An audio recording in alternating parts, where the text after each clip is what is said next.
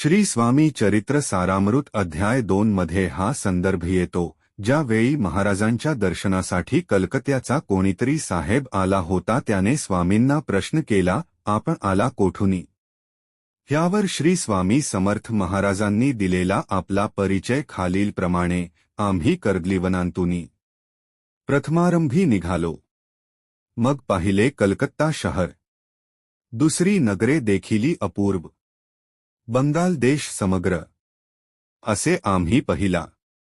घेतले कालींचे दर्शन, पाहिले गंगाटाक पावन, नाना तीर्थे हिंडोन, हरिद्वारा प्रति गेलो. पुढे पाहिले केदारेश्वर, हिंडलो तीर्थे समग्र, ऐशी हजारो हजार नगरे आम्ही देखिली. मग तेथुनी सहजगती पातलो गोदाटका प्रति, जियेची महाप्रख्याती पूर्णांतरी वर्णिली. केले गोदावरीचे स्नान, स्थळे पाहिली परमपावन. काही दिवस फिरोन हैदराबादेसी पातलो, येऊनिया मंगळवेढ्यास बहुत दिवस केला वास. मग येऊनी पंढरपुरास स्वेच्छेने तेथे राहिलो.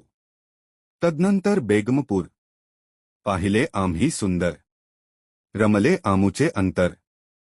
काही दिवस राहिलो तेथोनी स्वेच्छेने केवळ. मग पाहिले मोहोळ देश हिंडोनी सकळ. सोलापुरी पातलो, तेथे आम्ही काही महिने वास केला स्वेच्छेने. अक्कलकोटा प्रति येणे, तेथोनिया जहाले. तैनपासुनी या नगरात आनंदे आहो नांदत. ऐसे आमुचे सकल वृत्तत, असे मुळापासोनी. तर असा हा स्वामी महाराजांचा अखंड प्रवास. श्री स्वामी चरित्र सारामृत मध्ये वर्णित स्वतः श्री स्वामी समर्थ महाराजांनी दिलेला आपला परिचय.